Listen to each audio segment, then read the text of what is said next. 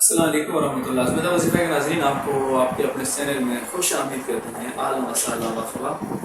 تو عظمت وظیفہ کے ناظرین، ہمارے بہت سے ویوز ہیں، وہ یہ کہتے ہیں کہ ہماری بیٹی ہوئی ہے پہلی دفعہ، اور کچھ کہتے ہیں کہ ہماری ساری بیٹیاں ہیں، اور کچھ کہتے ہیں کہ ہمارے سارے بچے ہیں اور ابھی کوئی بیٹی نہیں ہو رہی، ہمیں کیا کرنا چاہیے؟ تو آپ یاد رکھیں کہ جس گھر کے اندر جس عورت کی پہلی اولاد بیٹی ہو، وہ عورت بڑی خوش قسمت ہوتی ہے۔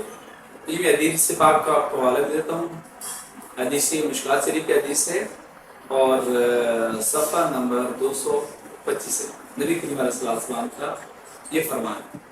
ہم لوگ سمجھتے ہیں کہ جب بیٹی ہوگی گھر میں تو شاید کہ پتہ نہیں کیا ہوگا۔ یاد رکھیں اس عورت کی خوش قسمتی ہے کہ جس کے ہاں بیٹی ہی بیٹی ہوں، اور جس کی پہلی بیٹی ہو تو اور زیادہ خوش قسمت ہے۔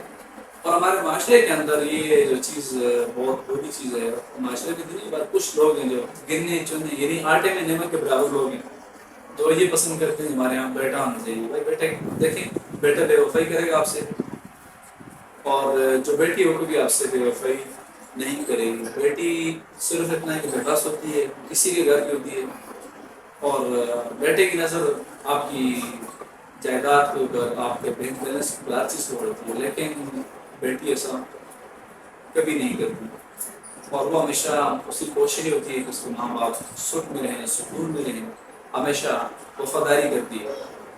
اور پھر جس گھر کے اندر بیٹیاں ہوں تو اللہ تعالیٰ کی رحمت بھی، اللہ تعالیٰ کی برکت بھی اسی گھر کے اوپر زیادہ ہوتی ہے۔ اور جو بیٹیوں والا جو باپ ہے وہ ہمیشہ نرم دل ہوتا ہے، اور بیٹی کے باپ ہے ہمیشہ وہ دوسروں کا خیال رکھنے والا ہوتا ہے، اور وہ ہمیشہ اس کا دل بہت بڑا ہوتا ہے۔ وہ لوگ اس کو کہتے ہیں اس کا فلان ہے بڑا بادشاہوں کا دل ہے، بڑا سخی ہوتا ہے۔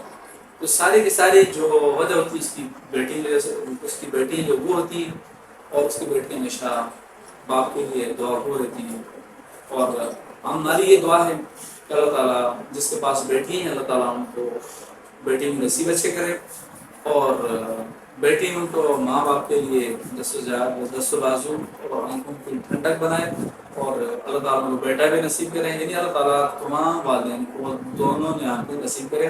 اگر کسی کے پاس کوئی ایک نعمت ہے تو وہ یہ سوچے کہ دیکھیں ہم یہ چاہتے ہیں کہ ہماری اللہ تعالیٰ بہتر سمجھتے ہیں ہمارے لیے کیا بہتر ہے۔ اگر ہمارے پاس ساری بیٹی ہیں، ہم کہتے ہیں کاش بیٹا بھی ہوتا، اگر ہمارا بیٹا نہیں ہے ہمارے پاس، اگر بیٹا ہوتا، خدا نخواستہ وہ کوئی ایسا فساد کرتا، ایسا کوئی قتل کرتا یا اغوا کرتا ہے کہ جو ساری زندگی والدین کی مطلب کہ بدنامی کے باعث ہوتا ہوں، اور دنیا میں جانے کے بعد بھی والدین کے لیے باعث شرم ہوتا ہوں۔